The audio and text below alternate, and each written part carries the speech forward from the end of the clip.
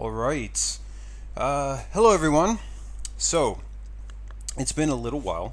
I apologize for that. Actually, I meant to do this podcast, this specific podcast, 2 weeks ago. And I recorded everything. I was actually streaming it like I am now. And um, it didn't stick. It didn't record. So, hmm. It's almost as if it went off into the ether somewhere, unfortunately. But here we are today. So actually, that happened, and 2 weeks ago on the weekend when I went to record this podcast, the stream didn't stick, didn't record, and all was lost on that. Um, it was very unfortunate. However, then I booked a a guest for yesterday, and this guest actually does not live in Japan, doesn't live in East Asia. He's all the way in America, and so time differences and scheduling and everything, and we were able to have a very nice, awesome, great conversation about a lot of things and his experiences when he was able to visit Japan and his unique uh, journey to only visit Japan for a short time. And just like what happened 2 weeks ago, the audio, well, this time the audio did record, but about halfway through it cut out and we lost half of the podcast. And there was a lot of stuff that would have been great to hear. So instead of just giving half of a podcast, I nixed that one as well. Um, so I will try and get him back on very soon. We'll do the podcast again, but so just a little bit of a delay. Just wanted to let you guys know about some housekeeping on that end and some technical difficulties. 2 weeks in a row, having some difficulties, but such is technology. But thank you all for sticking around. I appreciate that, and continuing to listen and support the podcast. This one, I'm going to pick up what I meant to do 2 weeks ago. So I'm going to talk about my personal top places to visit in Japan, and as well as solo travel and why I find a lot of value in solo travel, and not just in Asia, but anywhere in the world.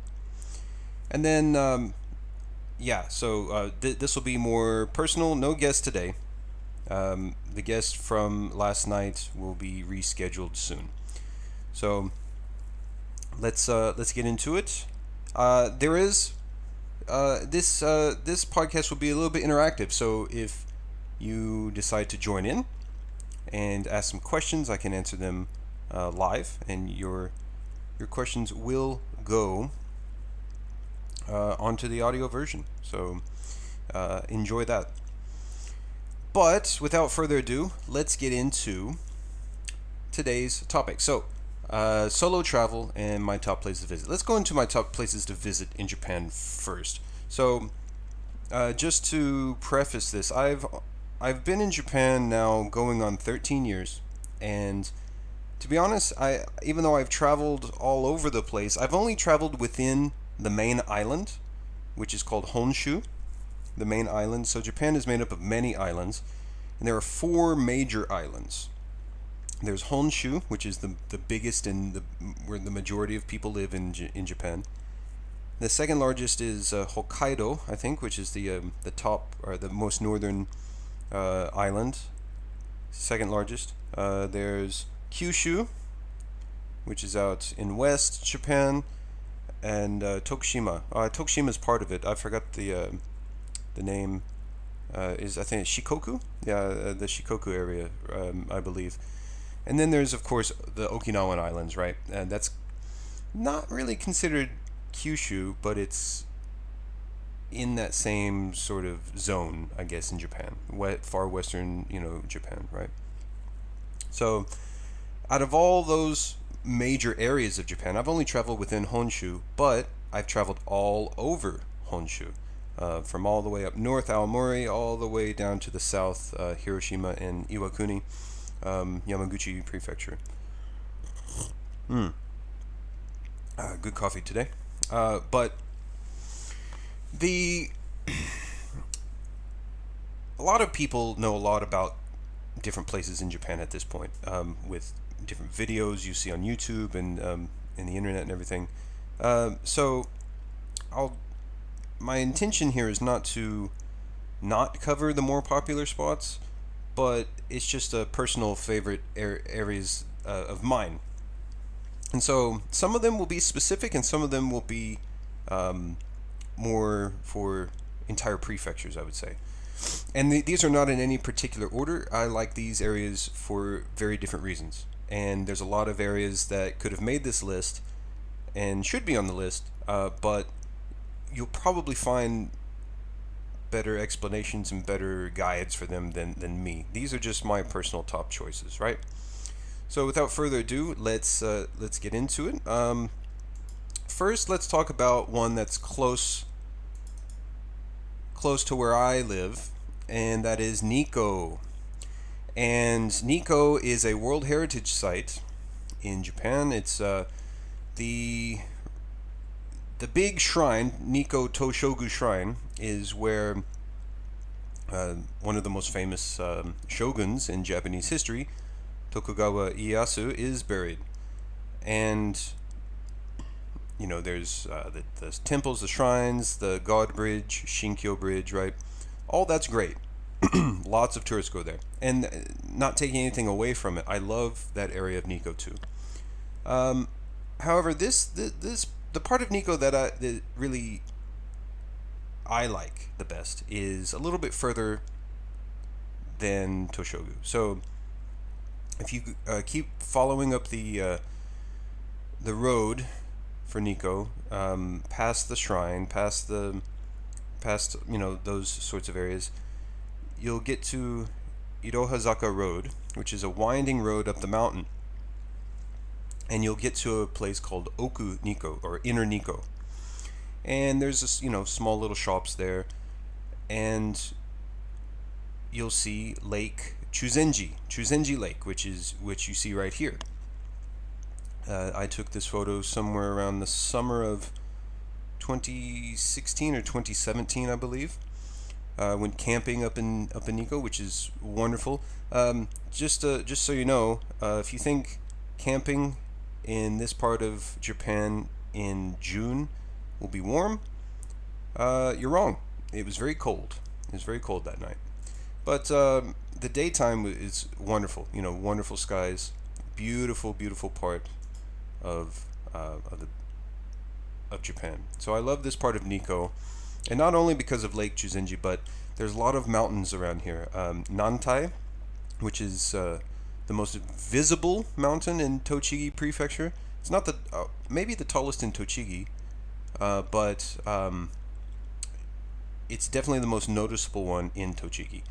It's not the tallest one in Kanto area. That goes to Shirane, which is close by.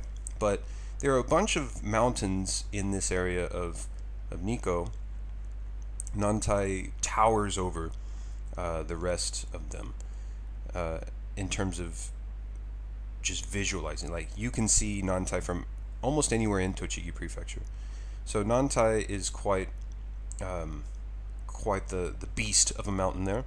But you also have smaller hikes, Shazan, and different mountains in the area that you can climb around Nikko. Nikko is Shirane? The mountains of Shirane is part of Nikko, but it's partly in Gunma as well. So lots of great places to go hiking in this area. Summertime's very green, very nice. But then, the real beauty that stands out in Nikko, for me, is the autumn leaves. So not only in Oku Nikko, but an area called Senjogahara which is kind of a not quite a swamp, but a moor, I guess. The autumn leaves are very beautiful there. The area surrounding Lake Chuzenji, going down Furikiri area, Furikiri Falls, that's really beautiful. So really, the whole of Nikko is just amazingly beautiful in the autumn season, and it's really breathtaking. This picture was taken at sunrise. It was very cold at that time, but amazing views. Just lovely views of. I think this is Senjogahara right here, right? So just Nikko is just awesome in terms of the autumn views and just hikes. So if you really are into nature,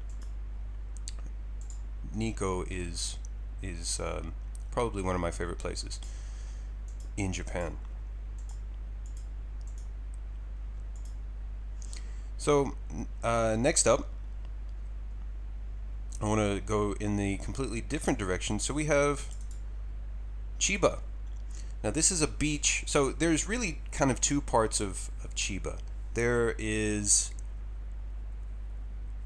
the kind of city side of Chiba, which is kind of on the eastern part of Tokyo. So actually, Tokyo stretches into western parts of Chiba, right? So that's very much parts of Tokyo. You have Matsudo and Ichikawa and places like that. But if you go further east, keep going east, the whole eastern side of Chiba Prefecture, you'll have long stretches of views of ocean and beaches that look like this, all the way from east all the way south. And this is in the southeast corner of Chiba. And this beach in particular was really off the beaten path. So in the distance there, you can kind of see parts of like a beach town, right? But this beach here, there was absolutely nobody there. Absolutely none. And the only way I found this was you driving like through some of the off roads, not on the main road, and I saw there was a wooden fence, a little bit of barbed wire around it, but there was an opening in the fence that looked like it was made intentionally, and it didn't look like the owner didn't put up any signs that said keep out or anything. In fact, there was like a little footpath that went through, so it seemed to be clearly open, but not advertised, right? And down the path leads you to this beach, and like I said, there was absolutely nobody else there when I went to visit. There was very little sand on this beach. It was mostly rocks, but it was still a very, very beautiful thing to see. Yeah, so the whole of eastern and southeastern Chiba are littered with beaches that look just like this, cliffs and rocks into the ocean. And for me, this area of Chiba almost feels like a different, I wouldn't say a different country, but it definitely has a different feeling than the rest of Japan. The only other time I've seen very similar beach area to this has been in Shizuoka, around Ito and Izu. And I know a lot of you, if you're listening to this on the audio version, you can't really quite get the image that I'm seeing here. This is a very visual podcast, by the way, so I apologize to the audio only viewers, but if you really want to get the most out of this podcast, check it out on YouTube. The live stream will be up, so it's very visual, but I'll do my best to try and describe it if not. So if anything, if you take away anything from it, just keep these names in your head, and you'd like to go visit. But Chiba has some great beach areas, beach towns. Katsuura, I went there a few years ago, and it's really out of the way. If you drive there, from Really, even from Tokyo, it's a few hours. If you live in Chiba Prefecture, it's okay, but to get there. But from Tochigi, it was about a 5-hour drive. But it was definitely worth it to get there because you have the blue beaches, blue ocean. Or sorry, the beaches aren't blue. The beaches are very sandy, but the ocean is blue, and it's just beach vibes all around. And they're not as and what's really cool about the Chiba beaches are they're not as crowded as beaches you'll find in like a Shonan area of the beaches where most of the people in Tokyo go to.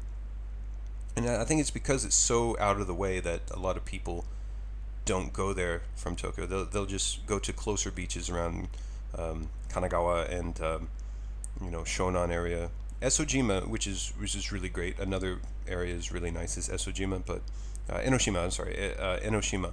Enoshima is near Kamakura, and that area is really nice. But again, it's more crowded. You'll get a lot of the crowds there.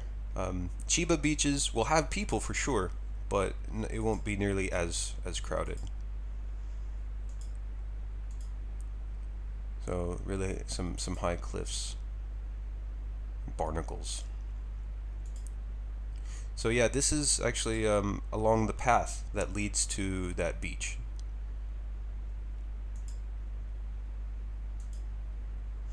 So, highly recommend eastern and southeastern Chiba. Along the eastern coast, I guess, and the entire eastern coast of Chiba, there's a highway that you can drive and just have a view of the ocean the whole way down. So it's wonderful. It's a wonderful summer getaway, or any time of the year really. I would say next. Well, I'll talk about that here in a second. Sorry. So next will be Aomori. So this Aomori Prefecture is the most northern prefecture in Honshu. It's just a rock skip from Hokkaido. But in the summertime, it's absolutely amazing up there. There's a lot of apples that come from Aomori that are really delicious. Aomori is really famous for their apples. But Aomori City and Hirosaki, and this is where this picture is. This is near Hirosaki Castle. It's the bridge leading to Hirosaki Castle. Hirosaki Castle is one of the more famous visited castles in Japan. So it's quite a nice sight to see if you like Japanese castles. But the garden around it is very very nice. This is just some old energy drink, I guess. These energy drinks, the old posters for some energy drinks, vintage posters, right? So what's really cool, so you see that this is kind of a preview of what I'll be talking about. So these are floats for this one in particular is for the Hirosaki Nebuta Festival, but Aomori City has the more famous Nebuta Festival, which is a nighttime parade of a lot of floats, and they're lit up really brightly at night. So there's Hirosaki Castle right there.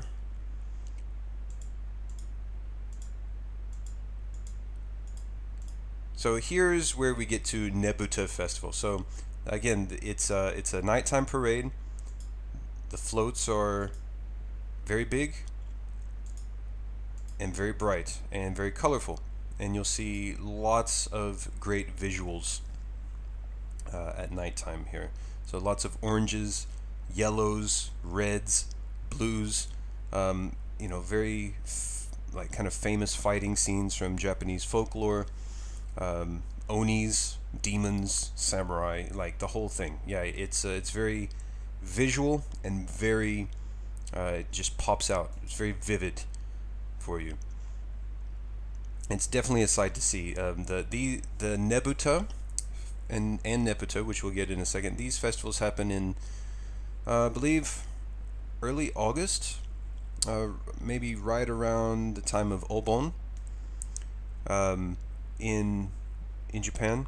So it's definitely a summer festival. A lot of summer vibes. Lots of outside drinking and fun. So you see they would have these giant taiko drums that dozens of people would be playing on at the same time.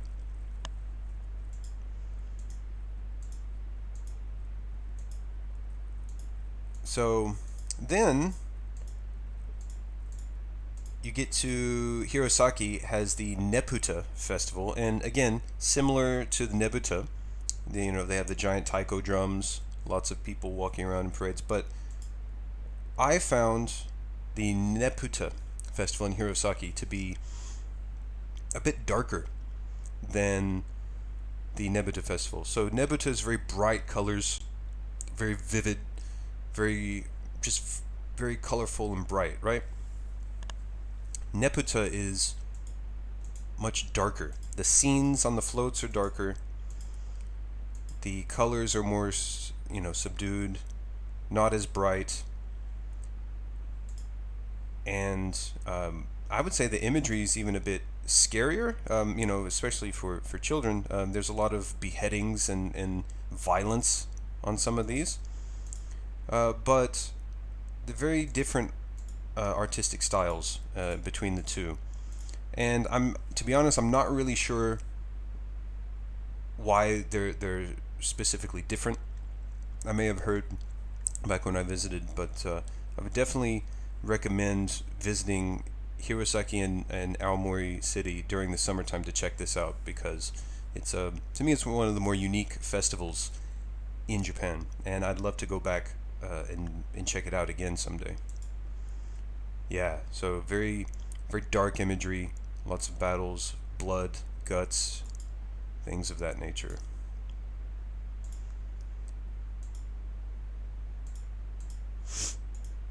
But yeah, there we go. Nothing like a head on a spike to show you a good time, right? But Aomori is just a great place. I love the vibes up there. The people are great, and I'm definitely going back again someday. I'd like to visit during the winter time as well. It's quite cold. It's definitely colder, but it's not as there'll probably be a different culture for it up there during that time. And lastly, I wanted to talk about Kanazawa. So I don't have the photos of Kanazawa with me at present, but Kanazawa is one of my favorite places in Japan, and I really didn't know much about it until last year. I went there for the first time last year, and this was during the right before right before the coronavirus really took off in Japan. It was starting. It had already started, and there was people were cautioning about travel, but I figured I'd get one last bit of travel in before what I could see as the pandemic really taking off here. And when I got to Kanazawa, they had already started shutting down some places, so I didn't get the full experience. But I never really knew much about it, but I would say it's very similar to Kyoto in a way. So if you ever go to Kyoto, you'll notice that a lot of the shrines and temples and whatnot are very, they make Kyoto, right? But because of that culture, because of all these shrines and temples, you don't see much of any skyscrapers or big buildings in Kyoto. So even though Kyoto is quite a large city, it's very spread out, and it's not built up. And that's to keep the focus on the shrines and temples. And it's a very similar vibe you'll get in Kanazawa. Now Kanazawa has shrines and temples, but it has some of these old Japanese town districts. The Chayamachi, both east and west. Chayamachi has lots of old Edo style neighborhood feel to it. Lots of traditional Japanese culture, sweets, and buildings there. And you won't see a lot of tall buildings in Kanazawa either. You'll see more.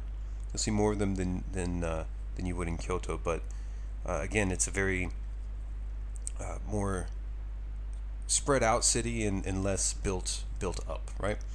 And another reason why I enjoyed Kanazawa so much was it was, I would say it was it focused on a lot of art, and you don't see a lot of places in Japan, at least I haven't, where there's just public art is just part of the culture of the city. You'll see works here or there, but um, Kanazawa just has it everywhere. There's many modern art museums there, and then you'll just see sculptures throughout the city, just giving it its sort of artistic culture. And of course, the seafood in Kanazawa is great. I was never a huge fan of seafood growing up, and I learned to appreciate it coming to Japan. And if you're a fan of sushi, sashimi, fresh crab, all of that, you'll find some very, very excellent seafood in Kanazawa. So sorry that I wasn't able to get the photos for that. I will, if you check out my Instagram and whatnot, I have all of the Kanazawa photos from last year up there. So quick plug to that, as well as my website. You can find all of that on there as well. So these are places for me that have really topped my experience in Japan. These are places that I will remember forever. And like I said, there's many places that I could have put on the list that will always stick around with me as well. But most of these places, though, say for Nico, I didn't really actually travel to alone. I didn't at this point. I didn't do a lot of solo travel, but a lot of my travels in Japan, as well as America and East Asia, have been solo trips. And traveling solo is a very different experience than traveling with people. And for me, I find it's a very therapeutic thing to do.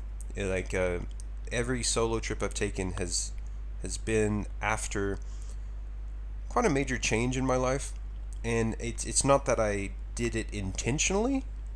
They just sort of happened that way, and what it really helped me do is get out of the environment that I was in and kind of reset my brain. My brain was able to reset and kind of defrag and recharge and refresh and go back at it again. So, some of my favorite solo travels have been, to a week in Thailand, hiking through northern Thailand, the mountains of northern Thailand, doing a solo road trip through the state of Colorado in the USA, and I had plans on going to Vietnam last year in 2020, but international travel was unfortunately curbed because of the virus situation. So Vietnam is very high on the list of places that I'd like to visit as well, and definitely solo. I wouldn't mind going with people as well, but I definitely want to make one solo trip to Vietnam, as well as South America, places in Peru or Brazil and Chile. I would like to travel to do some solo stuff out there. And not only do you have a chance to refresh your mind and clear out a lot of old junk and make way for a new chapter, so to speak. That's not the only purpose of solo travel, but it really helps you identify more with yourself. Like, and what I mean by that is, of course, you meet new people and you meet random people, and it's cool meeting different people that you've never interacted with before, but the person you spend the most time with is yourself. And you're not at the whims of anyone else's schedule. You're on your own schedule, and you have the freedom to just go wherever. All of my solo travels, I never really planned. I had ideas of places where I wanted to go or what I wanted to do, but I didn't plan anything out. I just went, and when I woke up in the morning, I figured out where I was going to go for that day. And the joy in having that freedom to just, the joy, the joy of that freedom of just not being beholden to any other's whims but your own, and to just figure out where you're going, wandering, is very refreshing, I think. And I think it's something that a lot of people should do, at least in their life, at least once in their life, is take a solo trip. A lot of people unfortunately can't travel. They have to support their families, and they can't really get a lot of time for themselves. But if you can, that is something that I really highly recommend that people do, because it really helps you get in tune with yourself, your wants. It sounds very selfish and ego driven, and there might be some ego in there, but I find it helps you identify that part of yourself, identify your egotistical way of thinking, and sort of put it away. So spending more time alone and in your own head kind of tampers down the ego in a way, at least for me. And it's I've always had great times coming back from these solo trips, and just enjoying life a lot more. And some people do it for months at a time. So a really good book on solo travel that I'd recommend to anyone who's interested in the topic is Vagabonding by Rolf Potts. Rolf talks about his journeys through Southeast Asia, solo travels he made in the 90s, and different trips that he's made on his own. And he would do these for months at a time. And he would journal a lot of his experiences, and he wrote about it. He wrote the book Vagabonding based on that. So if you really want to get into the psychology of that, it's very, very interesting. It's very fascinating to kind of learn that about yourself. So that's my advice on that is, of course, traveling with people is great. It's fun. You get to have a great time with people that you like being around. But if you want a different experience, solo travel is definitely something that is very important for me, and I'd highly recommend to a lot of people. So that's what I wanted to say on that topic. Again, I hope that this podcast has let's see. Yeah, well, we got some people viewing, so that's good. But what I really wanted to do is just show you guys some places that I enjoyed visiting throughout Japan, and talk about solo travel. Again, the guests will be back next time. Unfortunately, both this podcast 2 weeks ago and the podcast from yesterday didn't make it. So I'll reschedule that guest very soon. His story's great. We had an awesome conversation that unfortunately got lost. Just my luck. 2 weeks in a row, something like that happens. But back in the saddle. So he may not be in the next episode, but we'll definitely get him back on sometime soon. So thank you guys very much for sticking around, tuning into this solo podcast. I guess we'll be back next time. And if you liked this one, so here I'll do a bit of promotion here at the end then. So save you guys that, so you don't have to listen to it at the beginning. If you like these podcasts, if you like the guests that I talk to, feel free to share the podcast. And if you're listening to it on your favorite podcasting app, such as Apple Podcasts or Spotify, give it a rating. Whatever you feel is a good rating to give me, because anything helps, gives me some good feedback for what you would like to see and listen to in the future. So as well as check out my social media stuff, my photography and travel experiences are on Instagram, and as well as on Twitter. You can find me there. So thanks, guys. Enjoy the episode, and we'll see you back next week.